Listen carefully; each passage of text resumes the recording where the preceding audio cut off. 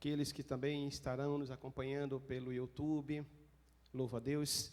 Esta noite temos uma convidada especial, que é a presbítera Amanda, estará trazendo a palavra do Senhor. Aleluia.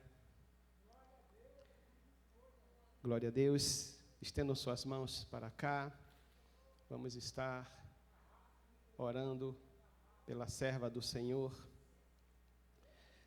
Santo Deus de Israel, aqui está, meu Pai, a tua serva, comissionada por ti, num propósito, meu Pai, nesta terra. O propósito, meu Pai, de apregoar o teu evangelho. Um propósito, meu Pai, de quebrar cadeias, de quebrar grilhões e levar, meu Pai, a liberdade aos cativos em teu nome. E assim, meu Deus, eu quero te apresentar a tua serva Amanda. Sê com ela, meu Pai. Usa, meu Pai, a tua filha de forma sobrenatural nesta noite. Que o teu Espírito Santo adorne a palavra. Que o Senhor traga do alto a revelação, meu Deus, naquilo que o Senhor já preparou, meu Pai. Deus, sê com ela, meu Pai. Cobre ela com teu manto. Cobre ela com teu sangue, meu Deus. E faz a tua obra na vida da tua serva, trazendo a tua palavra ao coração da tua igreja nesta noite. É o que nós te pedimos e já te louvamos e te agradecemos em nome de Jesus. Amém. Glória a Deus. Aplauda ao Senhor, aleluia. Oh, glória. Amém. Vou pedir só uma licença aqui. Glória a Jesus. Estou muito feliz de estar aqui essa noite. Para quem não me conhece, meu nome é Amanda, sou presbítera aqui nessa igreja, líder no Ministério de Jovens. Estamos servindo ao Senhor aos sábados. Se você puder um dia estar conosco, será uma honra. Tem Devizinha aqui, minha irmã, que eu sempre esqueço o nome dela, mas eu vou gravar. Sônia. Que Deus abençoe, gente. Sem demais delongas, eu vou diretamente aqui ao texto que o Senhor trouxe ao meu coração. Está lá no livro de 2 Coríntios, capítulo 4. É um texto que também eu particularmente gosto bastante. 2 Coríntios, capítulo 4, segunda carta aos Coríntios. Capítulo 4, se você achou, dê um glória a Deus aí, um aleluia. Oh, glória. Amém? Queridos, estava orando ao Senhor e nós vamos ler e depois eu vou compartilhar com os irmãos. 2 Coríntios, capítulo 4, a partir do versículo 7, que diz: Mas temos esse tesouro em vasos de barro, para mostrar que esse poder que a tudo excede provém de Deus e não de nós.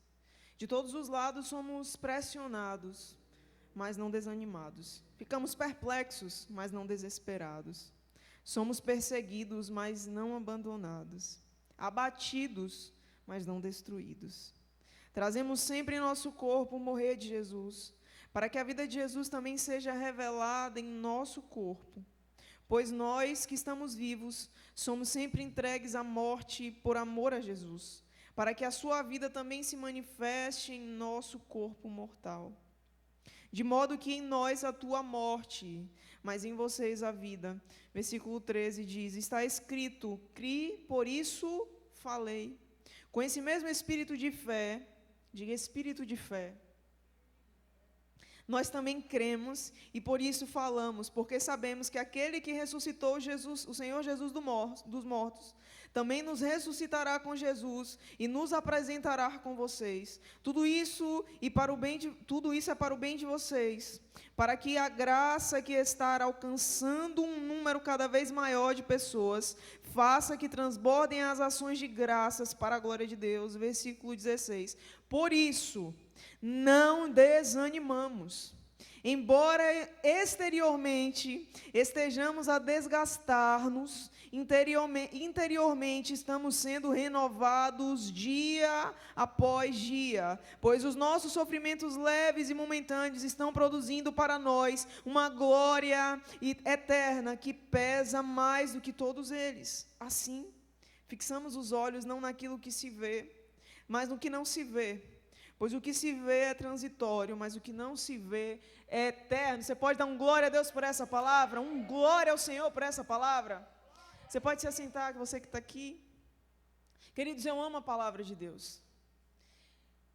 E a cada dia que passa, pela misericórdia do Senhor, eu tenho aprendido a amar cada vez mais a palavra de Deus. Eu entendo que existe vida na palavra.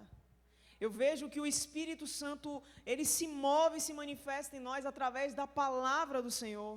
Quantos aqui já receberam, quando abriram essa palavra e estavam em um determinado estádio de ânimo, e quando começaram a ler, parece que algo dentro do seu coração pulou, saltou e de repente algo aconteceu dentro de você e você parece que recebeu vida. Porque a palavra de Deus, ela é viva. Nós não podemos ler o texto, a palavra de Deus, o texto do Senhor, essa palavra aqui, esse livro tão precioso, como se fosse apenas uma história. Essa é a palavra de Deus.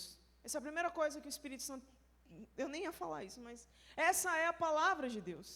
Nós precisamos amar a palavra de Deus, nós precisamos nos dedicar à palavra de Deus, nós precisamos colocar a palavra de Deus em nosso coração. Salmo 119, o salmista diz: eu guardei a tua palavra em meu coração, eu coloquei ela dentro de mim, no meu coração, para eu não pecar contra ti. O salmista vai dizer ainda no Salmo 119, há uma verdadeira pressão para Davi naquele momento. E é interessante como ele se expressa ao Senhor e diz: Senhor, a tua lei, eu guardei ela dentro de mim, eu tenho um prazer na tua lei, eu amo a tua palavra. E quando o pastor Alfredo fez esse convite para mim, para vir a um culto sobre cura da alma e libertação, eu falei: Jesus, tem muito tempo que eu não ministro sobre cura da alma e libertação, especificamente. Porque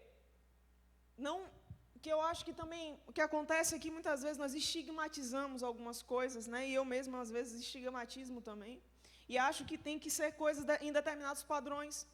Mas quando a gente vive a palavra do Senhor, quando a gente busca viver, eu creio que a cura da alma e a libertação, ela faz parte do dia a dia de um cristão. E que ela se manifesta na multiforme graça do Senhor. Desde que eu me converti, ao longo de toda a minha história aqui no Evangelho, já são 10 anos, pela misericórdia e graça de Deus, tendo sustentado. Porque eu tenho brincado, eu sempre digo para minha mãe: não é fácil ser crente, não é fácil levar a sério o Evangelho, não é fácil. Mas, pela misericórdia e graça do Senhor, eu acho que ao longo desses 10 anos, a cada vez mais, eu tenho vivido processos que Deus tem curado a minha alma e tem me libertado de coisas novas. Mas como assim você já tem 10 anos de Evangelho e ainda precisa ser liberto? Porque o que eu tenho aprendido em Deus é que a cura da nossa alma e a nossa libertação, ela é um processo constante. Ela não é um pó de pili-pim-pim, ela não é uma coisa que estrala e acontece, não. Pode acontecer Deus usar pessoas para tocar em você, Deus pode usar pessoas para falar, mas a maior libertação, ela acontece quando a sua mente é transformada. A maior libertação acontece quando a sua mente é renovada pela própria palavra de Deus. Romanos capítulo 12 vai dizer: não vos conformeis com esse mundo, mas transformai-vos pela renovação do vosso entendimento. É uma metanoia, é um arrependimento, é uma mudança de comportamento. Essa é a verdadeira libertação que nós precisamos viver na nossa vida. O que o Senhor mais tem me levado a meditar ao longo dos últimos 3 anos, que eu tenho buscado viver na minha vida pela graça e misericórdia do Senhor, se chama uma fé prática.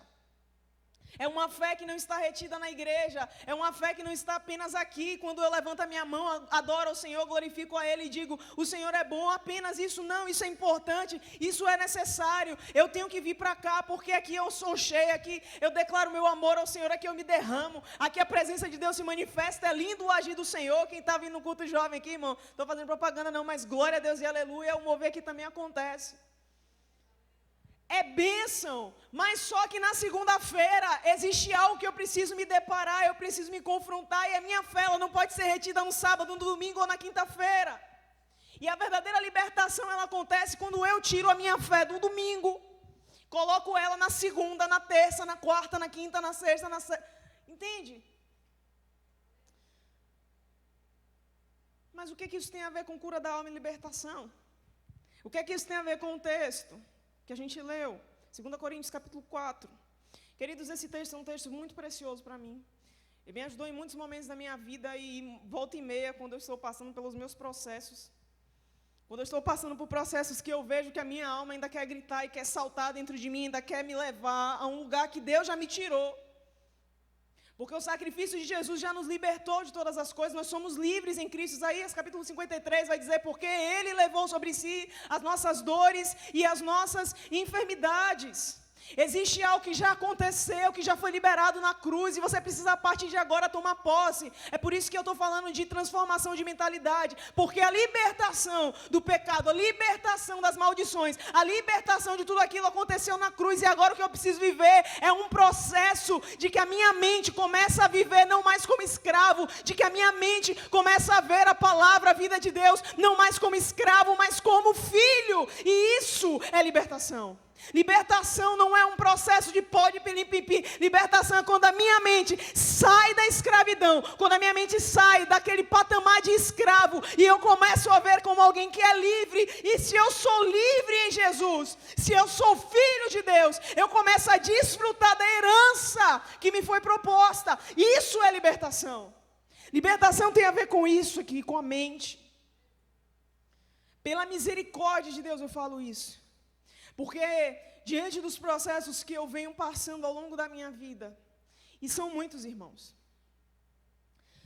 muitos que Deus me moe, que Deus me trata, que Deus me coloca em situações que eu digo, às vezes que o pastor Alfredo que me acompanha sabe, Jesus, eu não vou suportar isso mais, e Deus está querendo me libertar da mente de escrava, da mente que ainda não entende muitas vezes, que Jesus me deu acesso a uma herança, que Jesus me colocou em uma terra prometida, que Deus já conquistou todas as coisas por mim, e o que eu preciso agora não é mais receber uma promessa, eu já recebi a promessa, o que eu preciso agora é conformar a minha mente, transformar a minha mente para viver a promessa. Isso é libertação.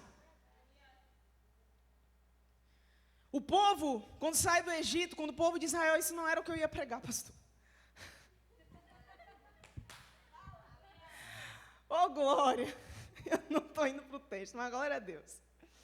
O povo, quando sai do Egito, a gente vai ler no livro de Êxodo, quando o povo de Israel sai do Egito, quando o Senhor libera uma palavra através da vida do seu servo Moisés, e diz, leva o meu povo para ir ao deserto me adorar. Existe uma palavra liberada pelo próprio Deus ali. E o povo vai, depois de todo aquele processo em que Faraó, e você sabe a história, o Deus endurece o coração de Faraó, e Faraó não quer deixar o povo ir, mas aquele povo tinha vivido muito tempo como escravo, a mente daquele povo era uma mente escrava, eles tinham se conformado a viver como escravos. Eles estavam amoldados ao padrão do Egito, e no Egito eles não eram donos da terra, eles eram forasteiros na terra. No Egito eles não tinham posse, eles tinham posse da terra, mas a terra não era deles, não era sua propriedade, eles não eram donos daquilo, eles não desfrutavam da liberdade naquele lugar. Por quê? Porque eles eram escravos. Só que chega um momento em que Deus coloca um ponto final naquela história, e diz,